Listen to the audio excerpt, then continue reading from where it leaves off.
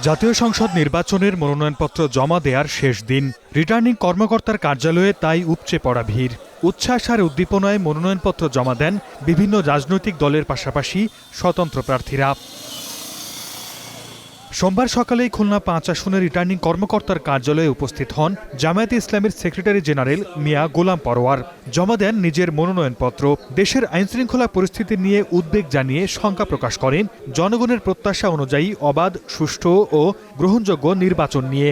ওটা জাতি পরিবর্তন চায়। আমাদের জুলাইয়ের গণ অভ্যুত্থানের ছাত্ররাও বলছিল উই ওয়ান্ট জাস্টিস, এবং জনগণের আকাঙ্ক্ষা হচ্ছে উই নিড চেঞ্জ। সেই পরিবর্তনটা কারা আনবে? যারা স্বাধীনতার ৫৪ বছরে দেশ পরিচালনা করেছে, তাদের পক্ষে আর পরিবর্তন আনার কোনো সুযোগ নেই। তারা অলরেডি টেস্টেড এবং ব্যর্থ।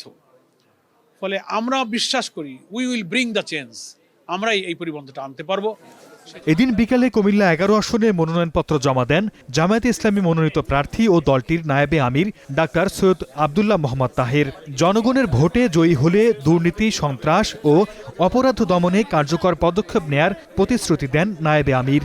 এদেশের মানুষ আর চাঁদাবাজ, দখলবাজ, দুর্নীতিবাজ এই সকল বাজদেরকে এবার প্রত্যাখ্যান করবে। ৪ কোটি যে যুবক আছে যারা নতুনভাবে ভোটার হয়েছে, তারা এই নির্বাচনে আগামী দিনে বাংলাদেশ এবং সরকার কারা হবে সেটি বহুলাংশে নির্ধারণ করবে।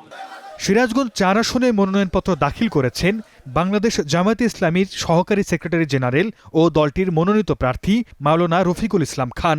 সুষ্ঠু ও স্বাভাবিক নির্বাচনের জন্য লেভেল প্লেয়িং ফিল্ড নিশ্চিত করার দাবি জানান তিনি। কক্সবাজার ২ আসনে মনোনয়নপত্র দাখিল করেছেন সহকারী secretary general doctor Hamidur Rahman Azad. মাননীয় প্রধান উপদেষ্টা সাহেব উনি বলছেন যে উনি ইতিহাসের সেরা নির্বাচন করবেন, বর্তমান দুনিয়ার সেরা নির্বাচন করবেন। এটা যদি করতে হয় তাহলে অবশ্যই লেভেল প্লেয়িং ফিল্ড তৈরি করতে হবে। এই সরকার এখনো পর্যন্ত লেভেল প্লেয়িং ফিল্ড তৈরি করতে পারে নাই। লেভেল প্লেয়িং ফিল্ড তৈরি যদি না হয় তাহলে ওনাদের প্রত্যাশা, জনগণের প্রত্যাশা পূরণ হবে না। জামায়াতে ইসলামী মনোনীত প্রার্থী মুফতি আমির হামজা মনোনয়নপত্র জমা দিয়েছেন কুষ্টিয়া ৩ আসনে। পটুয়াখালী ২, বাউফল আসনে মনোনয়নপত্র জমা দেন ডক্টর শফিকুল ইসলাম মাসুদ। পাবনায় ১ আসনে জামাতের প্রার্থী হিসেবে মনোনয়নপত্র জমা দিয়েছেন দলটির সাবেক আমির মতিউর রহমান নিজামীর ছেলে ব্যারিস্টার নাজিবুর রহমান মোমেন। সদর থানা লুট হওয়া এবং পুড়ে যাওয়া, সে অস্ত্রগুলো তো এখনো তো কালেকশন হয়নি। এইগুলো তো নির্বাচনে প্রভাব পড়তেই পারে।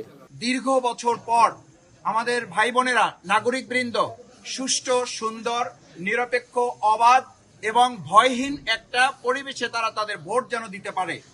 এছাড়া নাটোর ২-এ অধ্যাপক ইউনুস আলী সহ জামায়াতে ইসলামী প্রার্থীরা বিভিন্ন আসনে মনোনয়নপত্র জমা দিয়েছেন। Sardar Mohammad Arif, star news.